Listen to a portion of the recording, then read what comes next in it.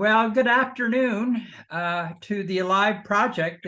I'm Dr. Loertscher from San Jose State University School of Information, and it is my very distinct pleasure to introduce Dr. Deborah Froggatt. Dr. Froggatt, introduce yourself and tell us about.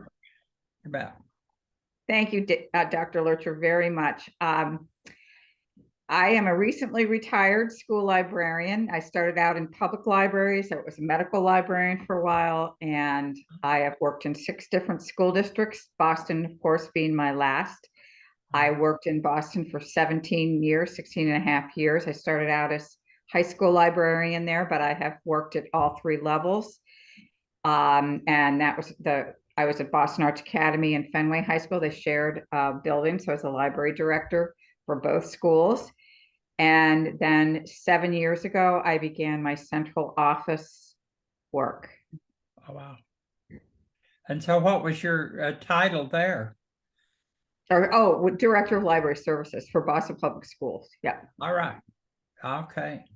So one of the first things I understand you did was create a virtual learning commons for the whole district.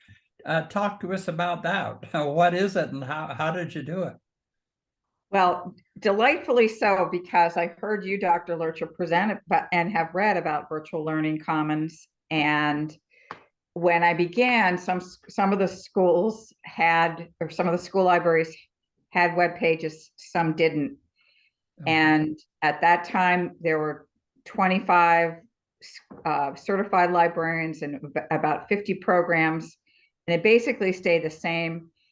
But it was lots of inconsistencies. Some didn't have any web presence. And so I thought it would be great to apply a consistent model across the district, particularly because we have transient kids. And so when they go from school to school, they would see a similar model. And so they did, a lot of reading and so on. And then Aaron Knoll, who is the librarian at the Winship Elementary School in Boston, he co-developed the virtual learning commons with me. I mean, I started at BA Fenway applying it, but then we did branch out and apply it district-wide because I really believe it's a solid model, and but it can be flexible. And so schools take the template that basically you created, Dr. Loertscher. We applied it, made a template, and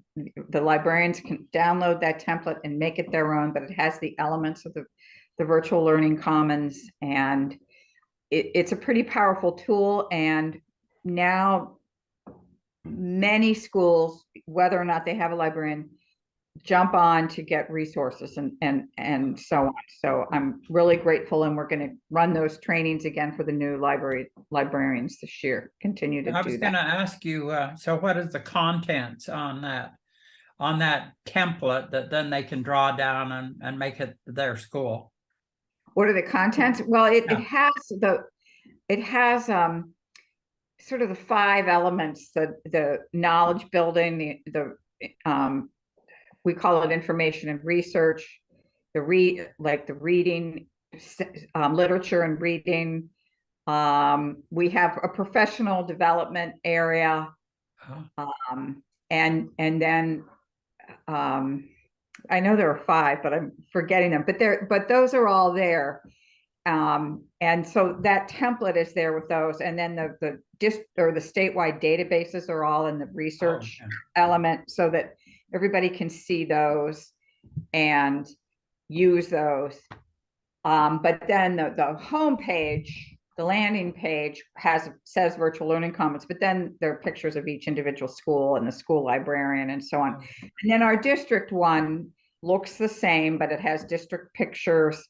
But then there's information about the schools that people can go to and look at as well. So that was a real attempt, first attempt to bring equity across all the schools. Did the children and teenagers have access to computers? They actually do and did. there was a study done in 2018 across Massachusetts, and though Boston fared pretty poorly on most everything, access to technology was pretty high. And Chromebooks are pretty much everywhere. Yeah. We have a pretty robust tech department. Library services was sort of that lost child for a while, but we've grown back. So, but there was technology. The virtual learning commons and the district commons, virtual learning commons, weren't used nearly as much in schools without librarians, but as I did professional development, connected with school principals and so on, Right. people became aware of it. Sure. So that's excellent. And then I understand the next thing was to try to get credentialed librarians in every school. Tell us about that project. I'm happy to do that. So when I began, as I mentioned, there were only 25 certified librarians, and we have 125 schools. Wow. And it was about equitable access to what librarians do. The central office powers that be and human capital really did not have an understanding or cognizance of the school library impact studies and really what librarians do. I mean, this was a little bit later in my tenure, but many school librarians weren't evaluated at all. Or if they were, the evaluation said, does the book room well? And there was nothing about pedagogy. So I connected with the human capital department and said, we need to change this. This was 6 years ago now, or 6 or 7.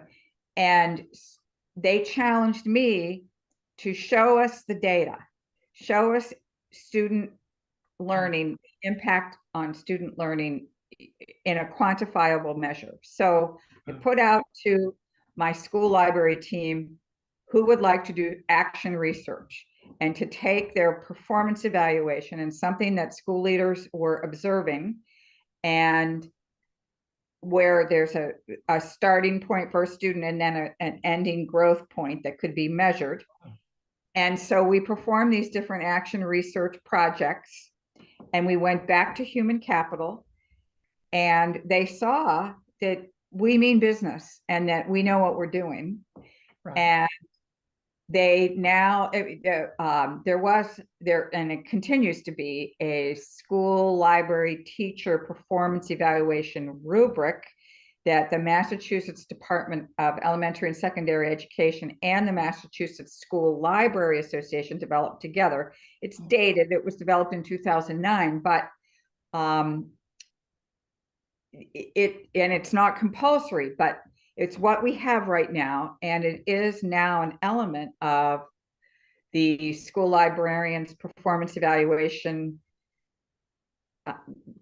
process, and it's in our platform, our evaluation platform that Massachusetts uses as in a drop-down menu, and so school leaders can go and use it for their school librarian.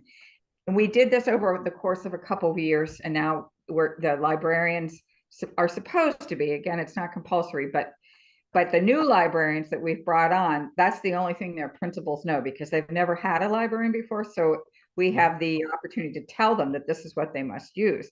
And so, so after all of that, and getting that recognition, the other thing we did was we wrote a pretty strong strategic plan. When I started, we wrote a strategic plan for 17 to 21, a 5-year plan. Nothing happened. I was a broken record. I tried in all different ways to talk about equitable access and so on. Every now and then there'd be a glimmer of, well, maybe if you do this, we'll add libraries, or we'll take a look. But then this last strategic plan that we wrote in 2021, and then it was passed the fall of 21 by the school committee, was much stronger, had data from the first strategic plan, as well as this action research and performance evaluation. It also talked about the virtual learning commons. It also talked about a way to to measure student access. It also mentioned including a district-wide library advisory council, so stakeholders are involved in supporting libraries. And the superintendent was very pleased, the superintendent at the time, and it was passed unanimously by the school committee. And then at that same time, thanks to ESSER funding and ARPA funding, the resources necessary to expand libraries were going to be funded by that, but the district did make a commitment, and they followed through to fund library positions over the course of 5 years or 4 years, basically adding 30, then 30 more, and then the final year 20 more. And then we, along with the current librarians, the 4th year, that those positions would be funded by the district. And those positions are considered guardrails, so they could not be cut by a school principal. So that strategic plan was really significant in laying this all out. And I had a library team. I did not write it myself. We had team members, had nonprofit involved. We had actually the Mac and Book Company sales rep, who really has worked closely with the Massachusetts School Library Association. He supported that, so we had different stakeholders and a school principal and a teacher, so that we were all together writing this plan. Just incredible. It is incredible. Just a tremendous amount of work and effort. And so what's ahead? So this is on, even though you've retired just a few weeks ago. So this is going to continue. Describe how it's going to happen. Yes, absolutely. So just yesterday, I was at a Massachusetts School Library Association meeting, and one of my school librarians, Morgan Cohane, which you will be interviewing as well, she announced to the group that was meeting, because it was a strategic planning for the MSLA that I'm spearheading, there will now be a circular that principals have to read and sign so that they understand that they cannot use librarians in a specials or a class rotation, that they are independent and will have responsive schedules so that they see the students when they need to see them. And my line to school leaders when I was describing what a responsive schedule is that library reaches every corner of the building, the program. And this is a huge win. And so it'll be much easier moving forward when we onboard the new schools that have not had a library program. And many of these new principals have never worked with a librarian, so that they can't, assign that person lunch duty. Like it's happened a bit this year, and we're sort of fighting those battles, but it worked out pretty well. But now they will be told explicitly that a responsive schedule is what they must strive to implement, and then it's the school librarian's responsibility to show the data that they're doing that work. Right. Yeah. So it's a balance of, you must, but also demonstrate what's going to happen. So you're going to win, I think, principals over as that. Is that the plan? That's the plan. So your major recommendations to school districts that really want to have credentialed people at the buildings, what's your advice? My advice is to first think about how librarians are evaluated, to strive to show the unique nature of the position. There are definitely rubrics out there that can be used. You certainly can find the Massachusetts School Library Association rubric to demonstrate value and that we are educators in our own right. And then the second piece, as I described, was the strategic plan. Right. Different states have different Right. requirements in Massachusetts. For instance, you can't apply for federal funding without a strategic plan. And that was sort of the reason why I did the first one, because I wanted my librarians or my colleagues to be able to apply for small library services and technology act grants. And they couldn't do that without a district strategic plan or a school strategic plan. But it's easier to have a district one. And so just to lay out really what your vision is and to keep the plan student-centered, equitable access for all students.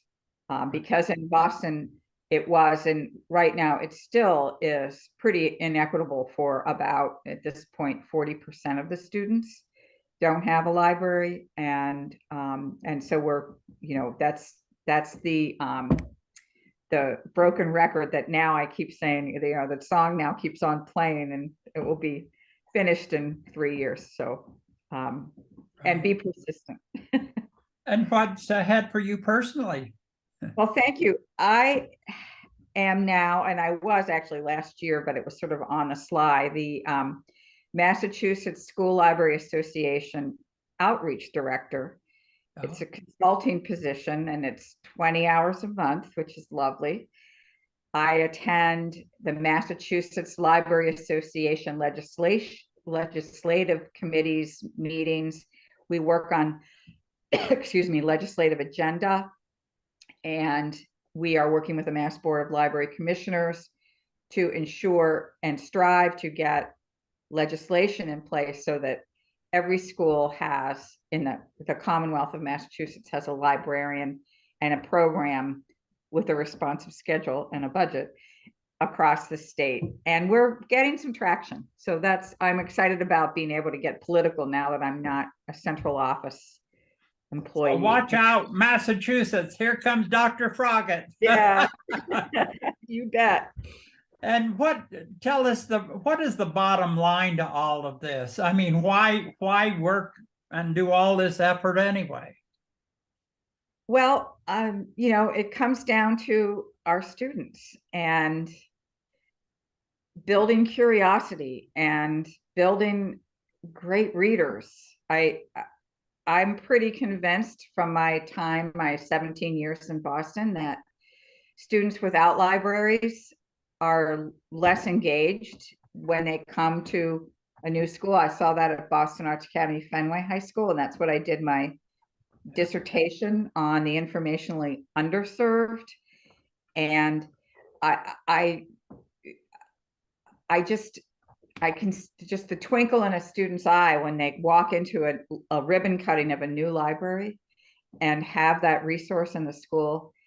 It just makes the school abuzz with literacy and learning and curiosity. And it really comes down to that. And it's, in a big district, if some students have that and some don't, there's a problem with that. And so that's, to me, the bottom line.